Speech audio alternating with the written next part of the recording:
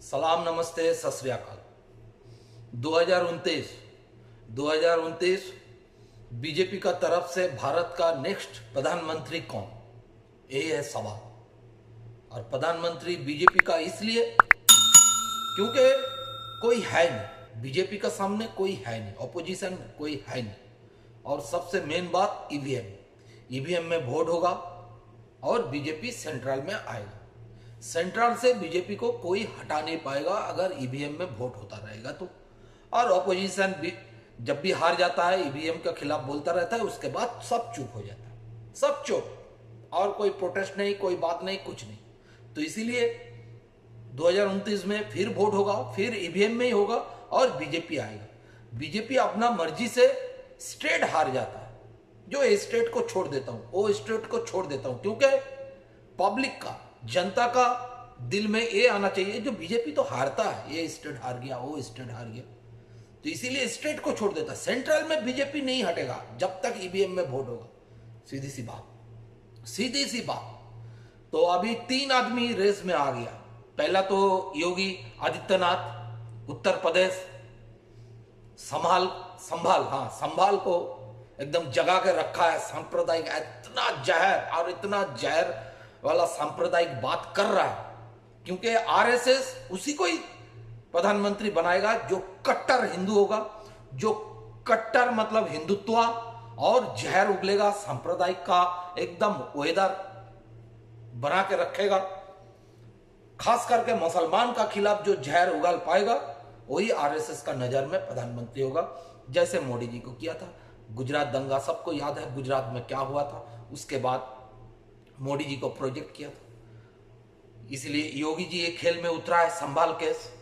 और home minister Amit Shah ji, वो तो है माहिर आदमी सांप्रदायिकवाद में और जहर फैलाने में, गुजरात से लेके स्टार्ट है। उसमें 3 नंबर में टपक गया है महाराष्ट्र का सीएम देवेंद्र जी, पुराना आरएसएस का मेंबर। वो साहब सोचा हम क्यों पीछे रहे, सांप्रदायिकता में हम क्यों पीछे रहेंगे, क्योंकि उनको मालूम है आरएसएस का मेंबर है, आरएसएस उसको ही पीएम करेगा जो सांप्रदायिक बात बोलेगा, जहर फैलाएगा।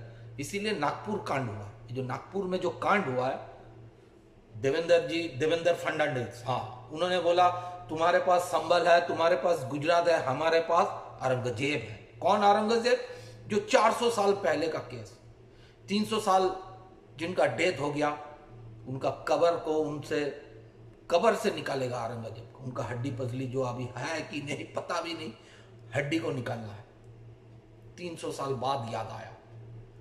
देश आजाद हुआ 75 साल, वाजपेयी जी का गवर्नमेंट रहा, इन लोगों का 11 साल गवर्नमेंट रहा, कोई याद नहीं। महाराष्ट्र में भी बीजेपी का गवर्नमेंट रहा, वो याद नहीं। अभी याद आया औरंगजेब आलमगीर को कबर से उठाना है।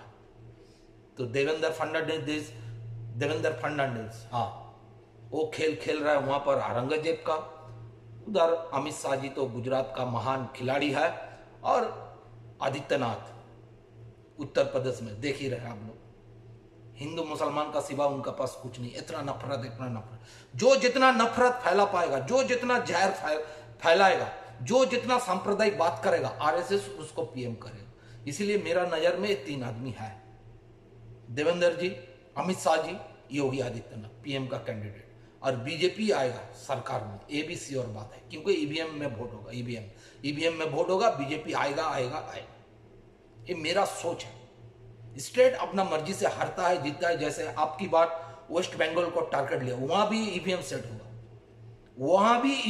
सेट होगा, मेरे को जितना लग रहा है, हो सके दिल में हो, नहीं छोड़ देता हूं वेस्ट बंगाल को, बाद में देखा जाएगा। पहले 2029 का भी टेंशन में है किसी तरह, क्योंकि ऑपोजिशन है नहीं, ईवीएम का ऊपर कोई बात ही नहीं करता है, बस सब अपना अपना तावे में रोटी सक रहा है। क्योंकि नेता लोग का बच्चा बच्ची, वो लोग तो विदेशों में पढ़ाई करता है।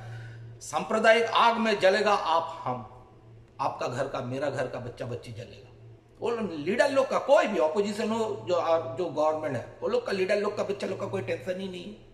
ना ही महंगाई में बात, ना ही पढ़ाई लिखाई, ना ही वो स्वास्थ्य पे, ना ही इतना सामान का दाम बढ़ रहा है, किसी में बात हो रहा है। बस हिंदू मुसलमान। तो मेरा नजर में 3 कैंडिडेट है, अब ये तीन कैंडिडेट 2029 तक कितना नफरत फैलाता है, ये देखने का है।